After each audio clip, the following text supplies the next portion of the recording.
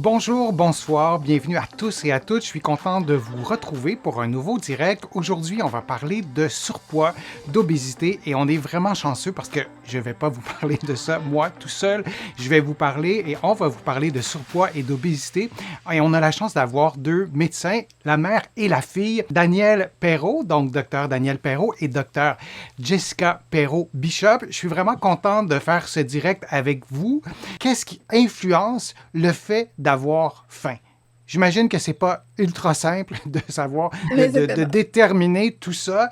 Donc, on va plonger dans les hormones. On va profiter de votre expertise comme médecin de famille, Daniel et Jessica, pour que vous nous parliez de notamment des hormones de la faim. Donc, je vous laisse aller, Jessica ou Daniel, pour nous expliquer tout ça. On va regarder une illustration, si vous permettez. Je vais la mettre un petit peu plus gros pour que tout le monde puisse la voir. Mais comment on détermine la faim, ou comment ça se détermine plutôt, Jessica ou Daniel? Oui, alors donc déjà, effectivement, c'est tellement complexe parce que le cerveau reçoit, qui régularise les sources d'énergie. Alors, il reçoit toutes sortes de messages qui viennent de l'estomac, du foie, de l'intestin, puis finalement de la masse adipeuse. Mais tout ça dans un contexte où l'appétit va être influencé par aussi d'autres neurotransmetteurs, d'autres messagers qui proviennent du contact avec l'odorat, hein, quand on sent une bonne tarte aux pommes ou quand on rentre dans une boulangerie, de la vue, la texture et même des souvenirs. Puis c'est finalement eux le boss. Ils vous envoient un message de dire Hey, viens, on va manger un petit peu. Là. Alors c'est là, ça existe. Maintenant, un élément qui est très intéressant, puis on voit aussi dans le diagramme que vous avez montré, c'est que je touche justement les obèses où c'est plus difficile de perdre du poids, puis vous allez voir que c'est pas une question de volonté. C'est que vous savez, quand on ressent de la faim, juste avant de prendre son repas, les parois de l'estomac sont tapissées par certaines cellules qui sont spécialisées dans une partie de l'estomac de faire une hormone qu'on appelle la gréline. Alors, la gréline va dans le cerveau et lui dit Houhou, tu as besoin de manger, là, il faut que tu manges, il faut que tu manges. Et donc, une fois avoir mangé, la gréline, on n'en a plus besoin, donc les cellules se mettent au repos. Chez la personne qui est obèse, la gréline reste active, reste encore à des niveaux qui lui envoient un message d'avoir faim.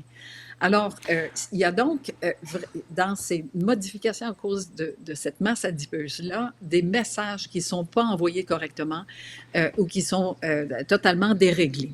Juste pour Et qu'on par comprenne, contre, je oui, t'interromps, je suis désolé, Daniel, il y a oui, un petit décalage dans nos voix.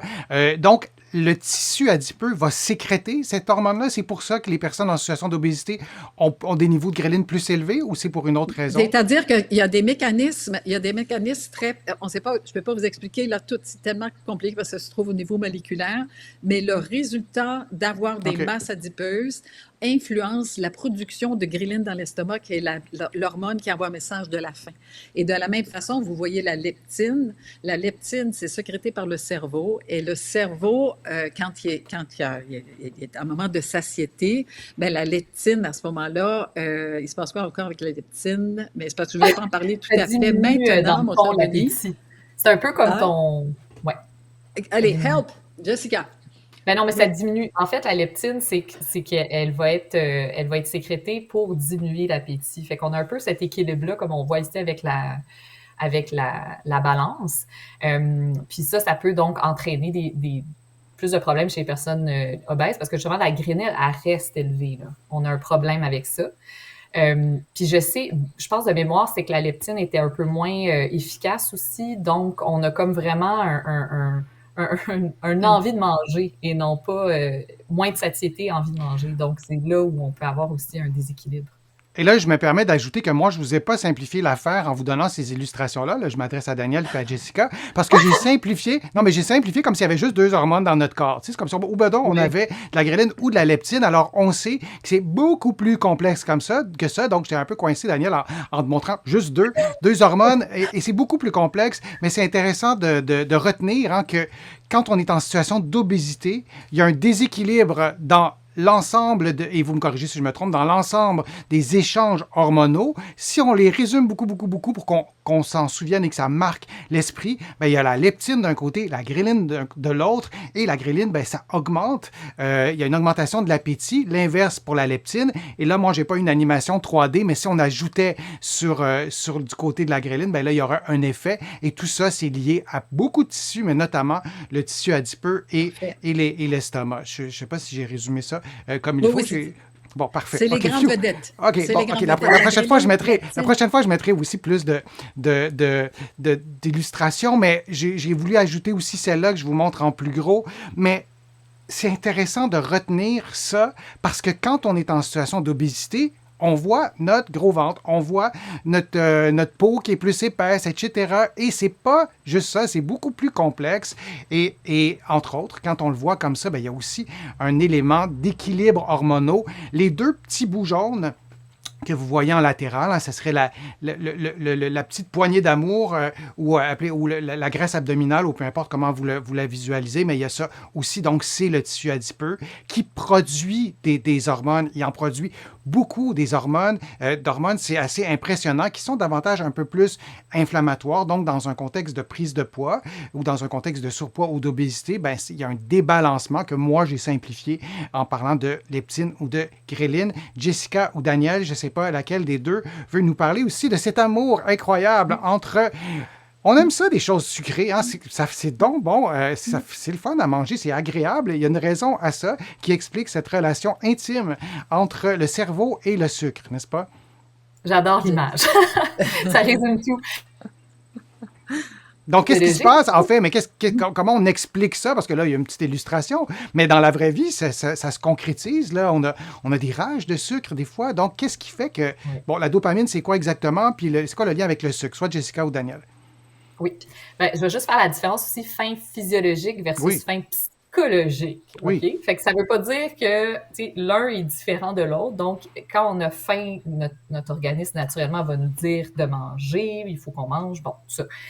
Mais la faim psychologique, elle déborde. Elle est comme pas contrôlée vraiment elle est beaucoup contrôlée par nos émotions. Okay? Je t'interromps, Jessica, si tu permets, malgré le petit décalage. Il y a Brigitte qui nous disait avoir faim ou avoir envie de manger, point d'interrogation. C'est peut-être ce lien-là que Brigitte voulait faire, hein?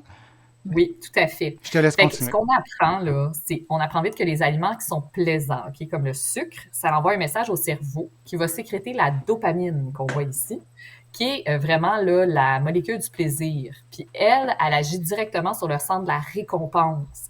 Fait que ça va vous amener à vouloir répéter l'expérience agréable quand on n'a pas nécessairement faim. Fait que là, c'est littéralement comme une drogue, là, cette histoire-là. Mm-hmm. Donc, d'où justement rage de sucre, rage de chocolat, là, qui est très présente. Là, je sais pas qui l'a pas, là, je m'inclus là-dedans aussi. Puis c'est justement par le même mécanisme que les aliments qui sont plaisants vont diminuer aussi les sentiments négatifs, les émotions négatives au niveau du cerveau. Fait que, tu sais, quand vous êtes triste, en colère ou que vous vous ennuyez, c'est là qu'on risque d'avoir cette réponse qui va nous dire « on va manger parce que ça va nous faire du bien ». Et c'est là qu'on risque aussi de tomber dans la suralimentation, de manger beaucoup trop ou beaucoup plus, ou manger vraiment justement du sucre, des aliments sucrés qui sont extrêmement riches en calories.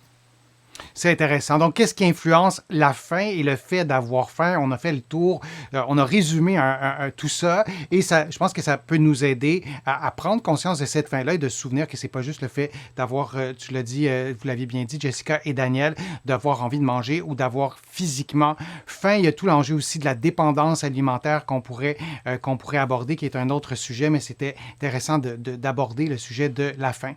Je vous remercie beaucoup d'avoir participé à ce direct. Merci Daniel, merci Jessica d'avoir répondu aux questions, d'avoir été si dynamique et si pertinente.